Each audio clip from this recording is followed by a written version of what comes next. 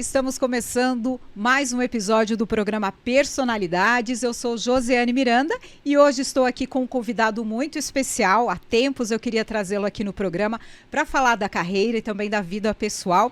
É um prazer receber José Braz. Obrigado, querido. É um prazer também estar aqui. Para mim vai ser uma honra.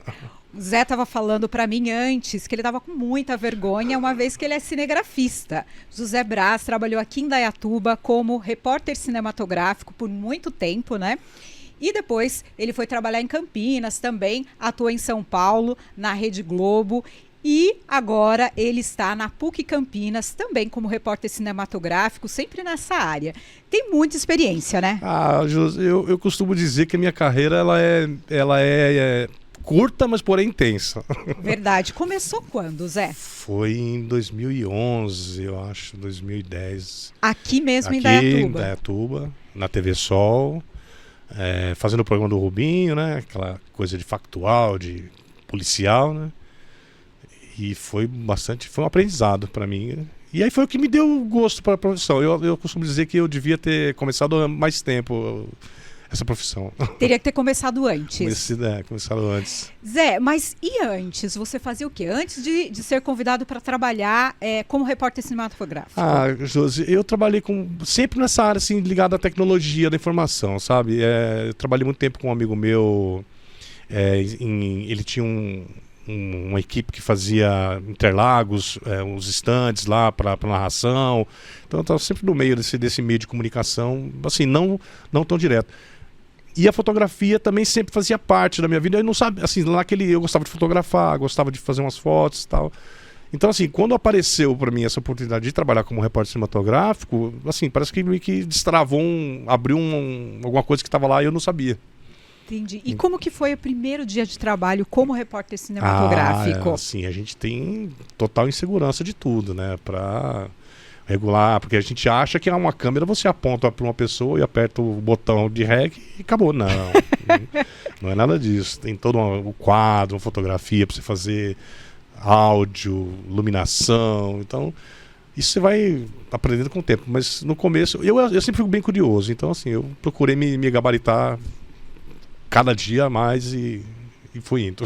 Quantos anos você tem, Zé? Eu tenho 54. 54 anos. 54. Você começou em 2011. Nasceu em que cidade? Nasci em São Paulo, capital. E aí tô em Indaiatuba, já vai fazer 31 anos, eu acho. E por que essa mudança para Indaiatuba? O que aconteceu que te trouxe para cá? Então, em Indaiatuba eu já vinha para cá a visitar, porque meu cunhado já morava aqui, ele é do Corpo de Bombeiros aqui, né? Agora ele já até aposentou. E aí a gente estava sempre vindo para cá visitar ele, é uma cidade que eu gostava, né? A gente estava sempre vindo. E São Paulo foi ficando de um jeito, a gente já não conseguia mais, sabe? Andar e trânsito e aquela coisa louca. E aí meu cunhado acabou se separando e ficou morando no quartel. Aí a gente, meu sogro já estava aposentado também, minha esposa tinha acabado de sair do serviço. Eu falei, viu, por que a gente for morar em Indaiatuba, né? O Anselmo vem morar com a gente, né? Tira ele do quartel. E aí viemos, assim, questão de uma hora para outra, resolvemos e viemos. Alugamos uma casa, acho que lá no Jardim Hubert, eu acho, nem lembro onde foi primeiro. Morei em muitos lugares aqui. E aí estamos aí, 30 anos. Gosta da cidade? Eu adoro, a cidade para mim é maravilhosa. Eu acho que a região também te proporcionou muita coisa, né, Zé? Proporcionou porque eu até tentei, teve uma época que eu saí daqui, fui morar em Fortaleza, minha esposa arrumou um trabalho lá, e aí eu acabei indo para lá com ela e fiquei lá 3 anos, mas falei não, aí ela engravidou, aí eu falei para ela, a gente não tem como ficar sem família aqui no Ceará, vamos embora. E aí vamos voltar, porque lá a gente tem ajuda, é o primeiro filho, a gente não sabe nem como é que era, e aí a gente voltou, e aí estamos aí, até hoje. O Caio tá com quantos anos? O Caio tá com 15 anos. 15 anos, um adolescente, Já. Grudado no pai, como era como criança? Graças a Deus, um menino maravilhoso, assim, eu só tenho orgulho dele. Vamos voltar aí para a profissão de repórter cinematográfico. Aí você começa a trabalhar na TV Sol, aqui em Indaiatuba. Foram quantos anos? Eu acho que eu fiquei até 2013, fiquei pouco tempo ali, 2013. Porque aí já surgiu uma oportunidade de ir para a Record, em Campinas. E aí, quando surgiu essa oportunidade, eu falei, cara, eu tenho um passo a mais, né? Vamos. E fui com a cara e a coragem. Ainda meio cruzão ainda, sem ter muita noção, né? Porque, queira ou não queira, eu tenho muito respeito pela TV Sol, sabe? Eu acho que ela, ela me abriu as portas e me ensinou a direção do que é fazer jornalismo policial. Então eu já fui meio com um pouco de experiência nessa área para lá, que era o forte deles lá na época, né? E o que é o jornalismo policial? O que diferencia? O jornalismo policial, por exemplo, do jornalismo esportivo, que você já trabalhou também. O jornalismo policial, ele é... Assim, você tem que ter... meio que você tem que desligar uma tomadinha dentro de você para não se contaminar e não se abalar com as coisas que você vê. Você tem que... As notícias do dia a dia. Casos de estupro, assim, muita coisa mexe com casos com crianças, atropelamento, essas coisas tudo, estupro principalmente, era muito complicado de fazer para mim.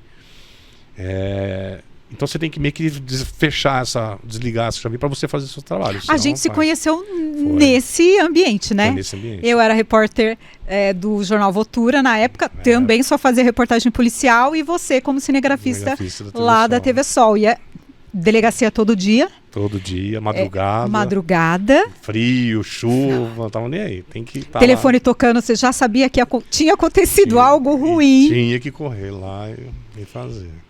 Você lembra, não sei se você estava na TV Sol nessa época, de um sequestro? Você estava na TV Sol nessa época, não? Eu acho. Um sequestro na Vila Suíça? Tava. Foi horrível, não? Foi. Aqui em Indaiatuba teve teve 2 casos de estupro que marcou muito. É até ruim de falar, mas assim, parece que era um casal que pegava o pai, ele estuprava as meninas e era difícil até fazer a reportagem, porque você não tinha o que mostrar, não podia mostrar as crianças, não podia mostrar o rapaz, então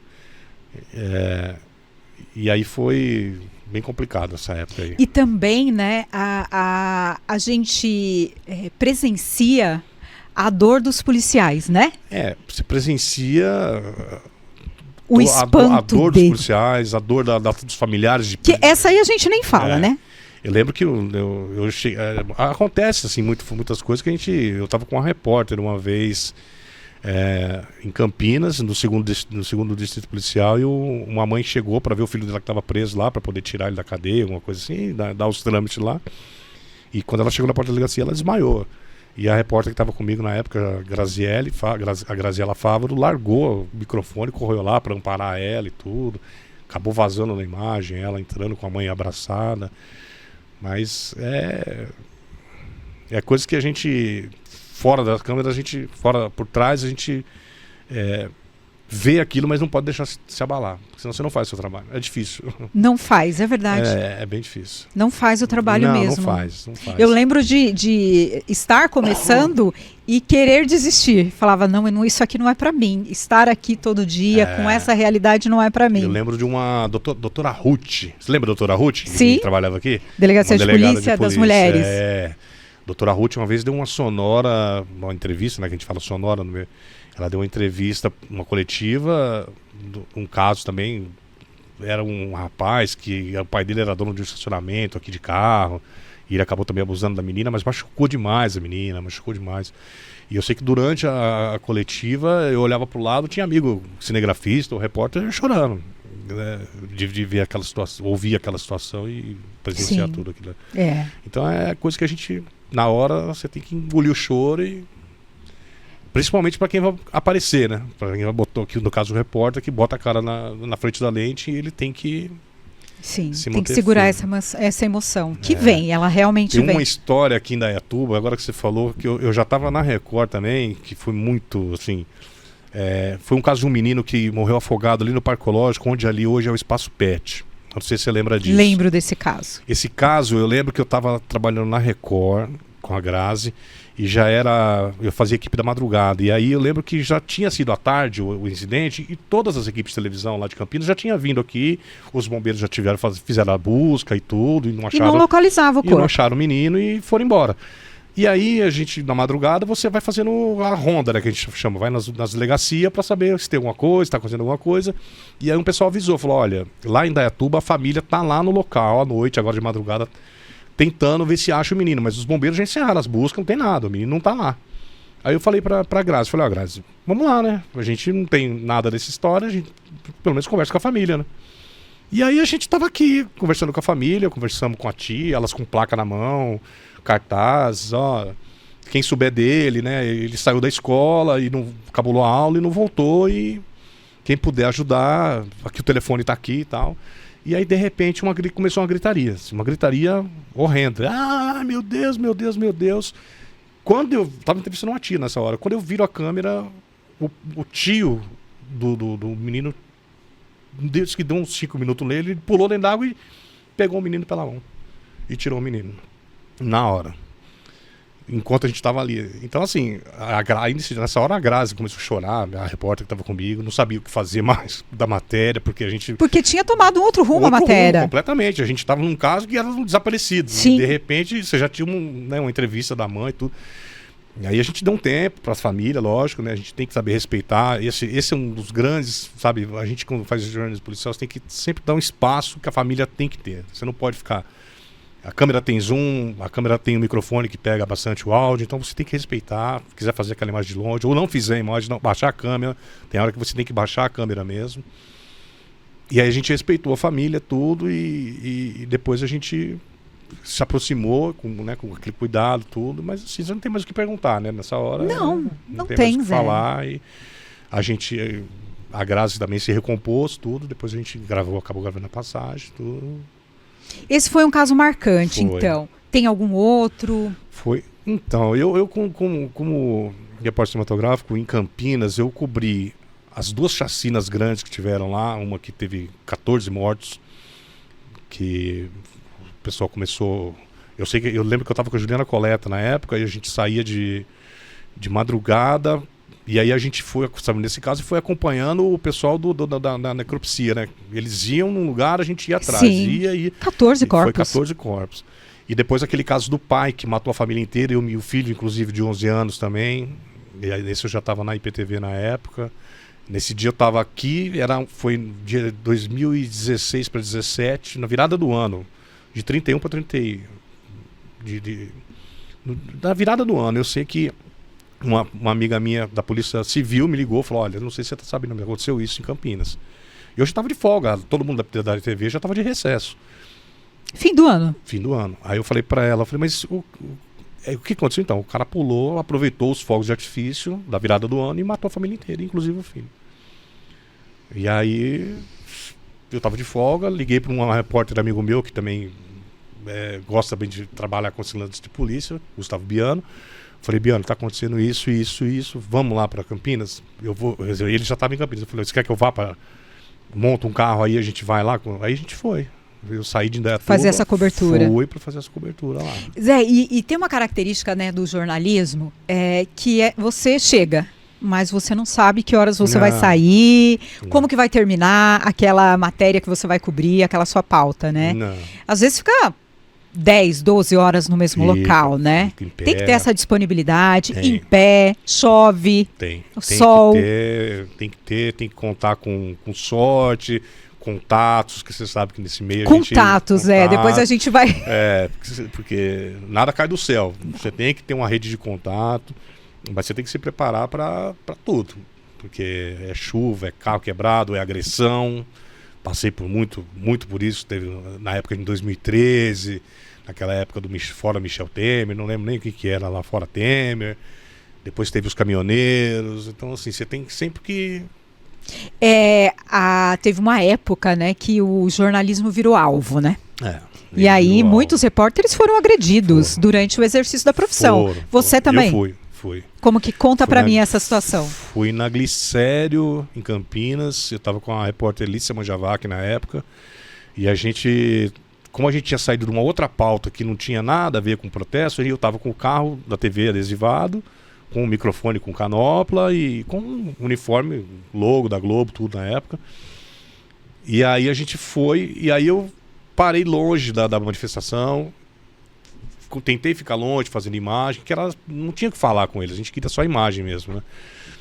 E aí não sei o que aconteceu, eles era para virar para uma rua, viraram para outra, e aí deram de cara com a gente. E aí cercaram o carro, bateram no carro, quebraram. Eu sei que o porteiro que estava assim do lado viu aquela situação num prédio, né? Ele abriu a porta e a gente correu para dentro do prédio. E aí eles Ele que quebraram protegeu o carro. vocês. Mas chegaram a dar soco na câmera. Os repórteres fotográficos da época registraram todos esses momentos aí.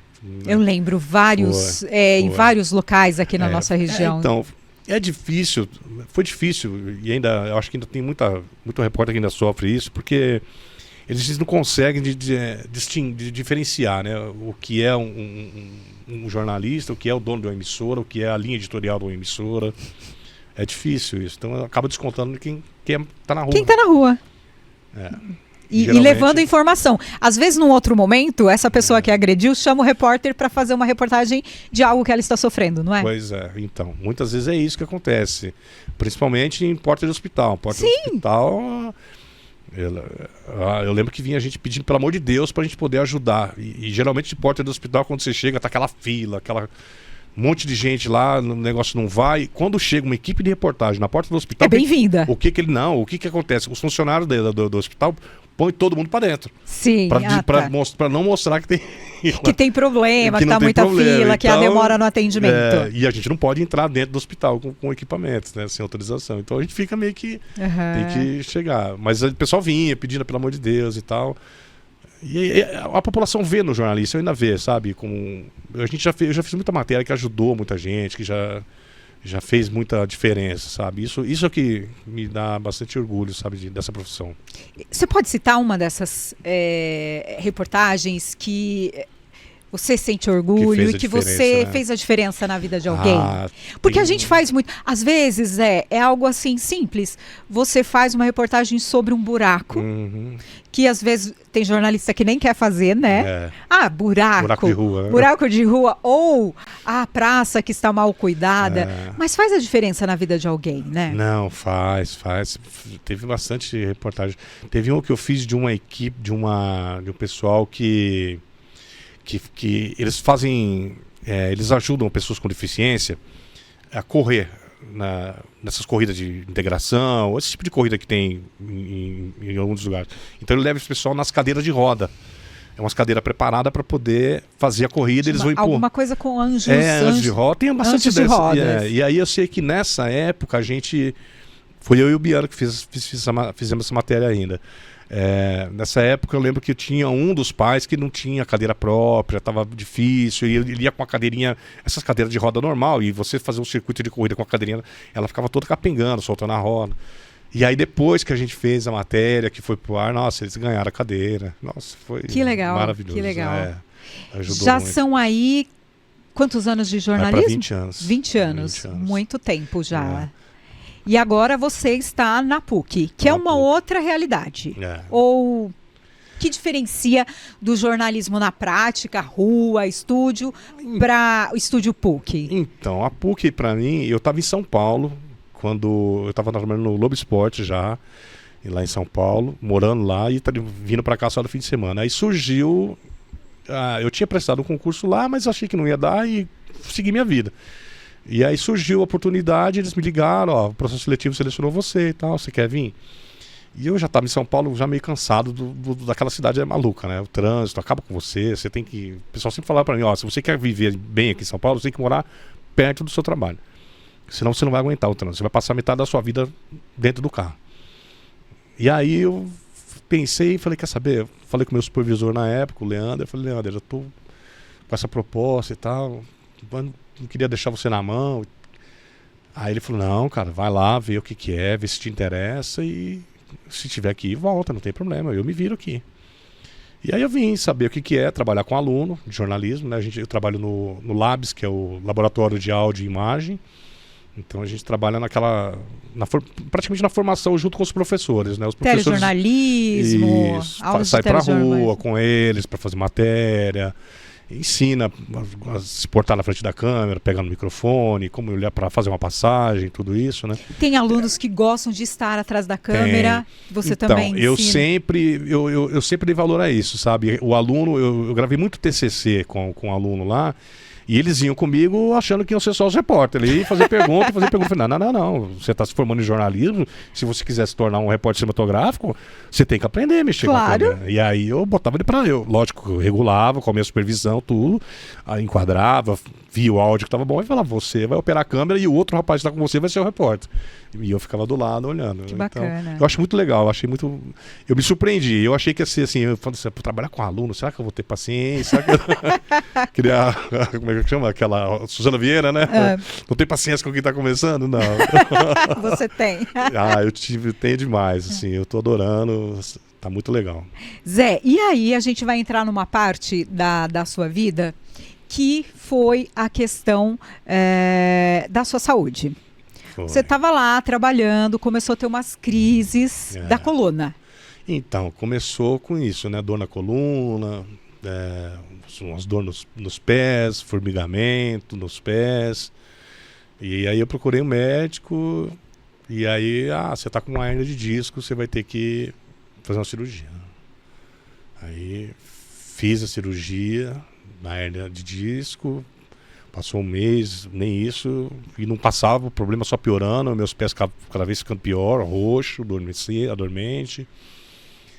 E aí eu fiz uma outra cirurgia na coluna, procurei um outro médico, falei, olha, tô com esse problema, já fiz uma cirurgia na coluna. Ele falou, não, vamos fazer mais alguns exames. Fiz mais alguns exames e ele falou, realmente a sua hérnia de disco não foi tirada completamente, tem que fazer uma outra cirurgia. Aí fiz uma segunda cirurgia. E aí passado pouco tempo dessa segunda cirurgia, eu estava em pé e meio que com um prédio implodindo, assim, desmoronei.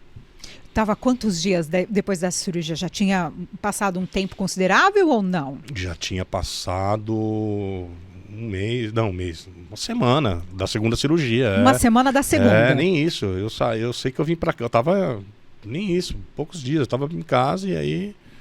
Você caiu? Caí. E o pé, mesma coisa. Formigando, ficando roxo e formigando e em pé e caí. Aí correria para o hospital novamente. Corri de novo para o hospital, liguei para o meu médico e falou, vai dar entrada na emergência. Que aí eu vou te achar lá. Só que eu dei entrada na emergência, enquanto ele não chegava, a plantonista me atendeu. E ela viu a minha situação, pediu para fazer um Doppler, que é um exame das veias das pernas. E aí quando ela fez quando o rapaz lá que faz, ele fazia umas caretas muito, falei, está muito ruim? Ele falou, cara, está muito ruim. Está muito feia as suas veias. Aí ela veio, depois de me atender, ela falou, olha, você não tem problema de coluna, que você tem uma crise de trombose aguda nas artérias das duas pernas. Nas duas pernas? Aí ela falou, vou tentar chamar uma equipe de vascular agora, a gente vai botar ela sem cirurgia e vamos tentar reverter o quadro. E assim foi, eu passei por umas 6 horas, quase 8 horas de cirurgia, eles tentaram de todo jeito, tirar as veias da minha perna para fora, assim, tentaram desentupir, fazer o que tinha que fazer, né? E aí chegou uma hora que o médico me procurou e falou, olha, cara...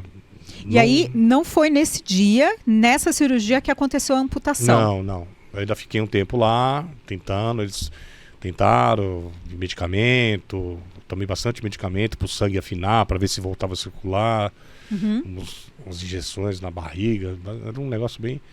E não ia, né? Não ia. Não tinha melhoras? Não, e remédio para dor, para mim, era morfina. Era muita dor que eu sentia nos pés. E aí eles me procuraram e falaram, olha, falaram com a minha família que estava lá na época, olha, a situação dele o caso é amputação, agora a gente vai conversar com ele e ver, porque se ele for ficar vai chegar uma hora que vai gangrenar e vai passar pro corpo e aí é perigoso até morrer. Então a gente vai tentar salvar os joelhos dele ainda, deixar uma amputação transtibial, que é abaixo do joelho. E aí foi pra cirurgia, mais um pouco. E como que você recebeu essa notícia, Zé? Porque você é um cara que é muito comunicativo. Você trabalha muito, você sempre trabalhou muito, muito dedicado. Eu acho que tudo isso deve ter passado na sua cabeça. Eu vou trabalhar, como é que eu vou viver daqui para frente? Como que foi a reação recebendo a informação? Vamos ter que amputar a sua perna. Então... E eu lembro que você já me falou 2 vezes, que a gente já se encontrou, 2 ou 3 vezes, você fala o seguinte, que aí a discussão era que tamanho queria a amputação. A discussão não era mais, vou amputar, a amputação, mas era o tamanho, né? Qual local? Foi. Então, quando eles falaram comigo, eram os médicos até novinhos, médicos bem jovens, e eles foram legais, conversaram, explicaram, falaram, olha, a gente vai tentar manter o seu joelho, porque a sua veia femoral, ela parou praticamente em cima do joelho. Então, pra gente deixar um membro residual que chama coto, né? Tem que ter uma irrigação, tem que ter sangue, senão não adianta deixar. Depois você vai ter que fazer uma outra cirurgia de novo. E aí eles foi pra cirurgia e eles conseguiram deixar o joelho. E foi o diferencial pra minha recuperação, eu acho, porque acima do joelho tudo é mais difícil, sabe? Pra protetização. E uma coisa que eu até esqueci de falar, assim, quando eles me deram a notícia, né, que ia fazer amputação, eles falaram pra mim, olha, hoje em dia tem muitas próteses, então, assim, tem muita tecnologia, você vai conseguir andar depois, vai protetizar. Então eu fiquei meio assim, tranquilo, sabe, na hora. Eu pensei, né, pô, eu vou por tanta gente, eu já fiz tanta matéria com gente, para atleta, né, paralímpico, e bastante, não é possível que não é eu agora que vou conseguir não andar, né. Então eu fui meio tranquilo, sim, fui. Quanto tempo já que você fez a amputação? Já foi em 2023, vai para 3 anos. 3 anos. E qual é o momento que você está agora? Agora eu tô já protetizado, né? Graças a Deus eu tô me recuperando ainda, tenho que fazer algum fortalecimento, tentar aguentar ficar com ela mais tempo. Porque é uma descoberta, né? Cada hora parece que aparece um problema, né? Mas chega uma hora que você fala, vai ter problema a vida inteira daqui pra frente. Então você vai ter que lidar com eles, né?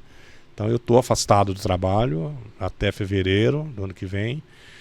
E eu acho que agora em fevereiro eu já volto a trabalhar. Volta a trabalhar. E é muito legal porque a gente conversou já várias vezes e você disse que você optou por não se aposentar.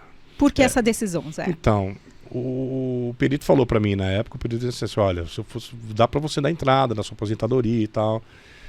E na época eu pensei, falei, pô, mas eu vou me aposentar, eu acho que ainda dá pra me fazer alguma coisa, né? Eu vejo tanta gente, né, PCD, né, que você acaba entrando num outro universo. É outro universo. E a gente como jornalista, por mais que você entra de cabeça. Então eu fui procurando saber como que é essa vida, como que é ser um PCD.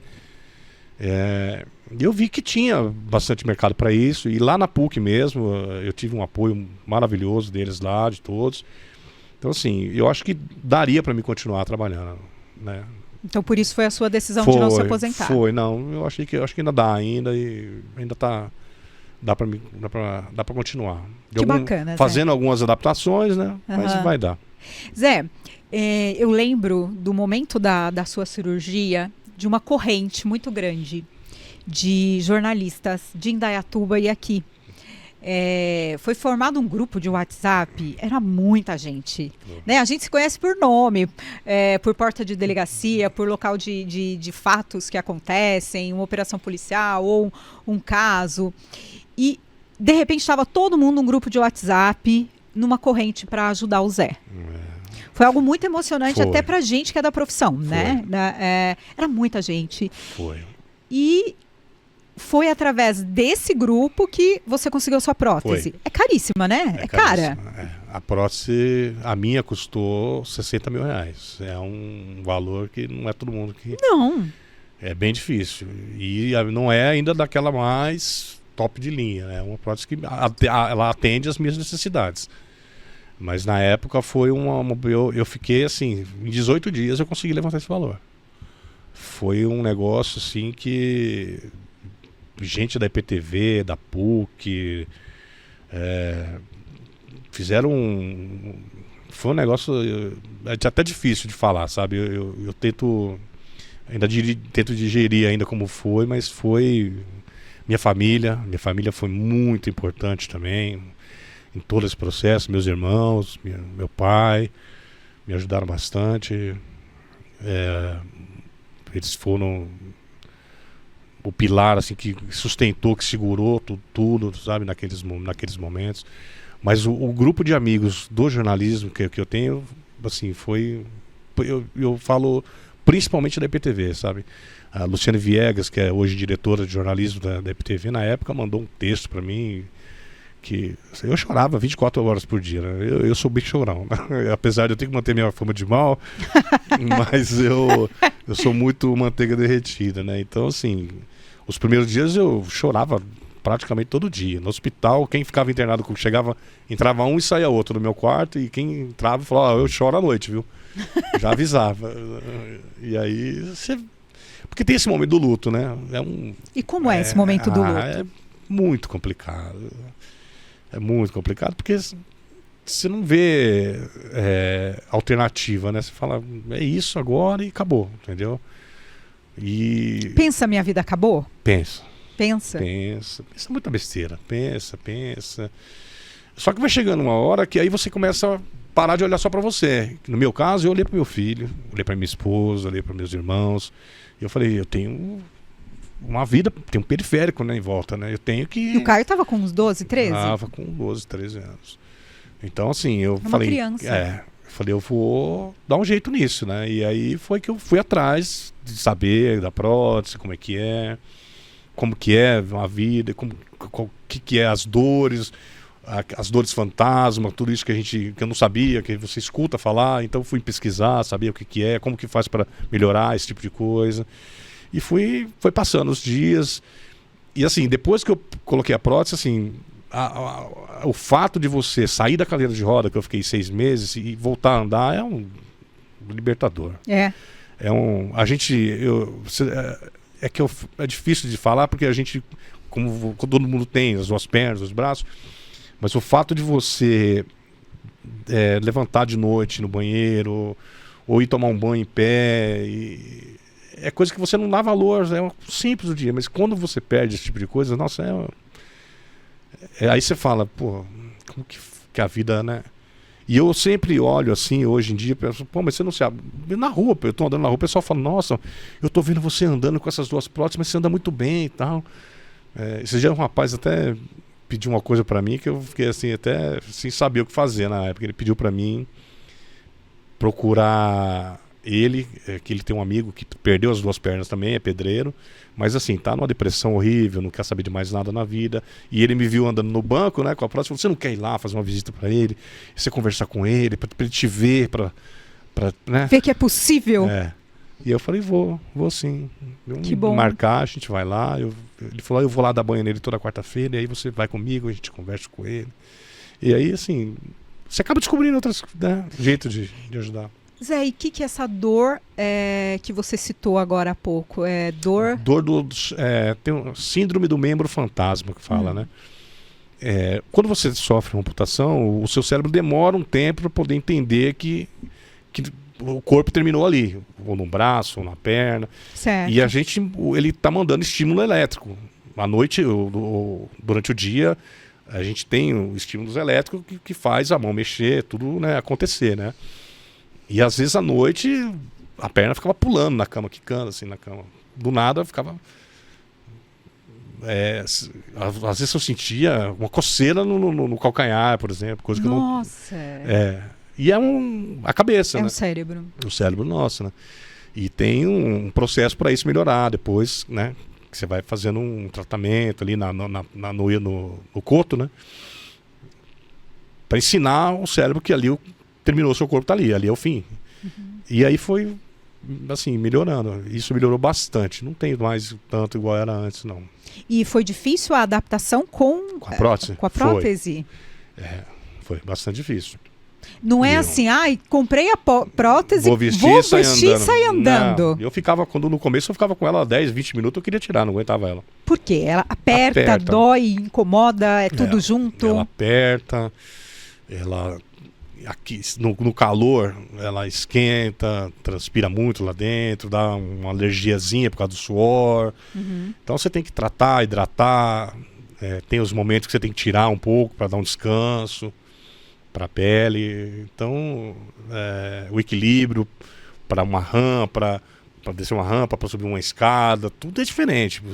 Reaprende você perde tudo. O movimento do tornozelo, né? Certo. Por mais que tenha um amortecimento, que é uma prótese bem legal, de fibra de carbono e tudo, ela não é igual ao seu tornozelo. Então, você vai descer uma rampa muito íngreme, meio que você tem que ter um jogo de cintura, ter uns jeitos para fazer isso e tudo. E você fez fisioterapia especial para aprender a usar. A clínica que me vendeu a prótese, ela te vende o tratamento completo já, né?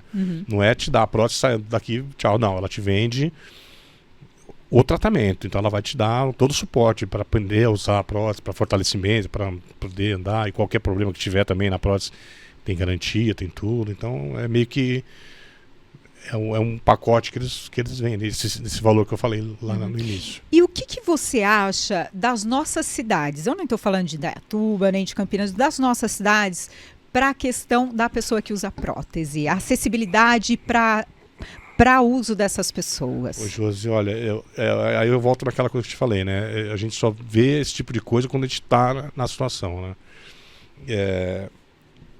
Indaiatuba ainda é legal.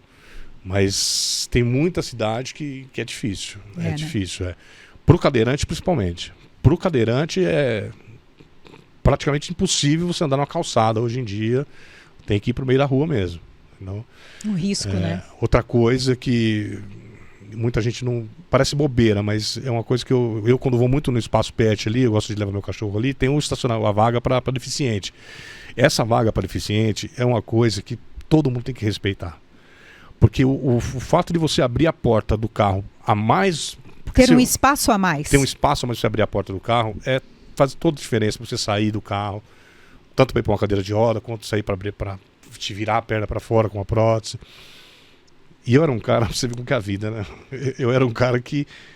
Eu às vezes numa emergência, eu parava 2 minutinhos. Eu vou parar aqui, mas eu vou ali e já volto rapidinho. E hoje você vê a necessidade. Olha, eu falo, cara, como que eu era bobo, né? Ignorante, né? Eu vejo e falo, então a gente aprende, né? Mudou a sua cabeça também, né? Vira uma chave, né? E quais são as possibilidades para o futuro? Já passou a fase do luto? Já se acostumou com a prótese? Já está andando por aí dirigindo? Está conseguindo andar? Já. Eu quero voltar a trabalhar, Josi. Assim, a minha maior vontade agora é voltar a lidar com os alunos lá, com o pessoal da PUC. Eu sei que não vai ser igual era antes, assim, ir pra rua, sair com aluno vai ser um pouco, mas dentro do estúdio ou até dentro do campus mesmo da PUC, eu acho que eu vou conseguir desempenhar meu trabalho que legal. E viver, né? Que legal. E o olhar para os deficientes mudou também, Zé? Muda. É uma coisa que eu sempre... Tem um rapaz que eu sigo no Instagram, chama Pedro Pimenta. Depois o pessoal quiser dar uma olhadinha depois no perfil dele, ele não tem os 4 membros. Ele não tem os 2 braços e as 2 pernas. É um cara, assim, que é um... Então, sempre que às vezes, me dá uma balançada no dia, se eu falava, puta, que a vida tá desse jeito, não sei o que, eu falo, peraí, o Pedro? Como é que o Pedro faz da vida? Será que ele tem tempo para poder reclamar da vida? Porque ele não tem os 2 braços e as 2 pernas. Aí você vai lá no vídeo do Pedro. Eu vou. Vai? E assim, aquilo enche a gente de vontade de continuar. Parece que é um remedinho, vira uma chave na gente, sabe? Porque aquele cara é um exemplo, sabe? Pra gente que tem essas necessidades especiais, ele é um exemplo. E a fé mudou, Zé? Alguma... Muda, Josi. Eu não vou mentir, eu sempre fui um cara meio assim, não é afastado da religião, mas chega uma hora que você, sabe, tem alguma coisa, tem alguma mãozinha ali que tá falando, peraí, vamos segurar mais um pouquinho esse rapaz aí. Vamos dar mais uma chance para ele. Então, assim, muda. Você começa a ter uma outra percepção, sabe? Não digo que eu sou cético e tal, mas assim, você acaba pensando mais, sabe? Na vida, no que passou, no que podia ter feito diferente, tudo. E a religiosidade acaba vindo, né? Queira ou não queira. A sua mulher foi muito importante nesse processo seu, né? Kátia foi uma guerreira, né? Porque a minha cirurgia foi em Valinhos, no Hospital Galileu lá. E aí ela ia praticamente todo dia, porque ela não dirige, e aí ela ia de ônibus, ia de Uber. E foi assim, e segurou a onda. em casa, tudo. Eu não sei nem o que seria de mim sem ela. Um apoio... Não, eu falo que a gente já está junto já faz mais de 30 anos já. Uhum. Então é um karma que a gente tem de vidas e vidas e vidas. A gente vai sempre se encontrar em outras vidas. Zé, não sei se a Júlia consegue pôr pra gente, Júlio, umas fotos pra gente comentar. Eu mandei algumas fotos, ele me mandou várias, mas a gente vai comentar algumas aqui de trabalho dele. Vou ver se eu mando mais uma aqui também, que eu acho que eu acabei esquecendo. Eu e o Gustavo Biano aí. Isso daí na época, hoje em dia tudo é com drone, né? Hoje em dia todo mundo faz imagem aérea com drone.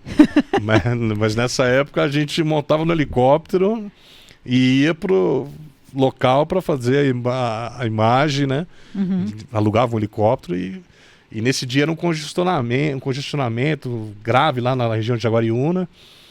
E aí o piloto, essa história é muito doida, o piloto era um piloto que não conhecia Campinas, né? Que ótimo.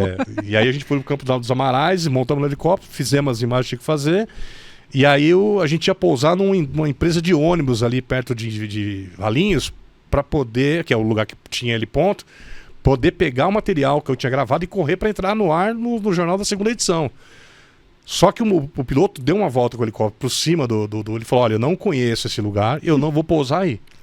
E o pessoal da redação ligando, cadê a imagem, a gente quer a imagem, e o piloto falou, ele não vai pousar. E eu lá atrás já fazendo... Eu falei, não, moço, se você não quer hoje pousar, que eu quero morrer. Se você não tem segurança para pousar, não pousa. E o pessoal da redação, cadê a imagem? Aí ele falou, não vou pousar, vou voltar pro Campo dos Amarais. Aí eu lembro que a diretora de jornalismo falou assim, passa aqui em cima da TV e joga o disco aqui, a gente pega aqui. Olha como é o jornalismo, e é bem isso, né? Aí o piloto falou, não, pelo amor de Deus, vocês não podem fazer isso. E aí foram embora. E o Biano foi na frente na época e eu fui atrás. Essa daí é uma imagem em Paulínia. Foi um protesto lá na Replan, na época que eles pararam tudo lá. E aí a gente ficava bem de longe. Foi um repórter fotográfico, amigo meu, que fez essa foto minha. Eu tava com um mochilinho, essa mochila aqui já manda pro ar. Já vai pro ar, ao vivo na hora. Né? Que legal a tecnologia. Não precisa de um veículo para caminhão para transmissão. O mochilinho que quando chegou no jornalismo foi uma mudança assim. Na época o Roald Amundsen, que era um cinegrafista antigo, ele falou assim, isso vai acabar com muito emprego na televisão, porque geralmente pra você fazer um ao vivo na época, você mandava uma equipe que ia com um caminhão, umas 5 pessoas, né? O motorista, vai um diretor mais de o imagem, técnico, às vezes. E aí, acabou. Agora uma mochilinha transmitia semana ao ar. E aí nesse dia a gente ficava de longe lá, porque tava com medo de confronto, o batalhão de choque tava lá. E aí a gente ficou de longe. Bacana, Zé. Vamos para outra foto. Isso aí foi lá foi na IPTV. Era redação móvel. Tá ali atrás. Era um quadro que o jornalismo tinha na época, que ele mandava um jornalista, né, pra rua. E aí a gente meio que interagia com os telespectadores, com a população. Era bem bacana isso daí. Que legal, Zé. E a redação móvel que chamava. Que bacana. E aqui, logo após a sua cirurgia? Foi a amputação. Foi logo após, ainda estava na cadeira de roda, né? Ainda estava com os curativos na perna. Foi difícil essa parte, Zé, essa fase? Essa aí é meu quintal, o quintal lá de casa. Eu ia lá no fundo todo dia de manhã chorar, lá naquele cantinho lá. Eu ficava lá chorando. Aí passava o dia, falava, não tem o que fazer, né? Vamos continuar o dia. Aí no outro dia, mesma coisa. Eu lembro que nessa época você até tentou começar a fazer um diário de como era a sua adaptação. E eu acho que você parou. Eu parei. No meio do processo? Eu tentei fazer, muita gente pediu, amigo meu, grava, põe na internet, não sei o quê. Mas eu pensei, depois eu falei, cara, eu não sei fazer isso. Eu gosto de ficar atrás da câmera, não na frente da câmera. E aqui? Aqui já é na clínica, na Hipo, lá em Campinas. É a minha primeira prótese, né? Que lá primeiro você usa uma prótese temporária, que a perna vai modificando conforme vai passando o tempo, né? Aí ela vai diminuindo de tamanho, vai cicatrizando. Foi a primeira vez que eu fiquei em pé, na verdade. Com a prótese? Com a prótese. Depois de um ano. Um ano? Depois de um ano. E agora você já tá... Eu lembro Não. que uma vez te encontrei no Parque Ecológico, estava fazendo caminhada e você estava logo de manhãzinha. Tava. Você ainda estava Então, fazendo... Eu não, percurso pequenininho, né? porque a prótese, no meu caso, eu nunca fui atleta, nunca fui frequentador de academia nem nada, então assim, a prótese para mim ela é um meio de locomoção, não é um meio de eu sair correndo e fazer estripulia, entendeu? Existe prótese para isso, não é o caso da minha, né? Então assim, mesmo para poder fazer uma caminhadinha daqui para ali, dali, vai esforço. Então você tem que ir treinando, mas sempre com um banquinho perto, uma cadeira para você, a hora que cansar você para, dá um tempinho e vai de novo. E aí naquele ponto ali, a gente te encontrei no estacionamento ali, tem bastante banco ali. Da pista de skate, né? Isso, tem bastante banco ali, então eu ia para um, para outro, a hora que eu via que tem que parar, eu já sentava. E fui fazendo isso. A cidade me proporcionou isso até nos parques, sabe? Aqueles aparelhos de exercício, sabe? Isso me ajudou na época de sair, porque eu fazia fisioterapia na clínica lá em Campinas, né? Mas para ir voltar todo dia em Campinas estava muito difícil. E aí eu acabei fazendo muita coisa aqui mesmo. E depois que eu protetizei, então, aí acabei pegando mais firme ainda. Que bom. Nos nossos parques aí. Que bom, Zé. Zé, foi um prazer te receber aqui, querida, conversar um pouco meu. De você, da sua carreira. Obrigado. E também dessa nova fase. Eu acho que você tem muito a compartilhar para as pessoas, né? Que passam bom. por uma situação assim semelhante.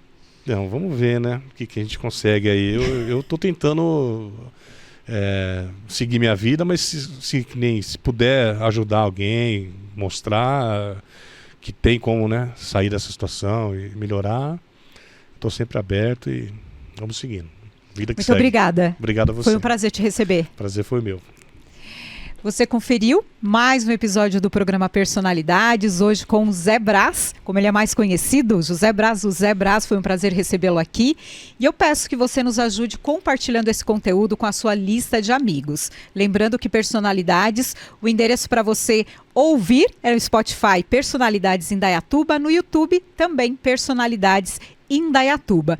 Eu agradeço a Rádio Jornal Indaiatuba, onde nós gravamos esse podcast aqui em Indaiatuba, nos estúdios da Rádio Jornal, Estúdio D. Obrigada ao pessoal que grava aqui pra gente, a Júlia e também a todos que nos ajudam aqui. Obrigado pela sua companhia e audiência. Até o próximo programa.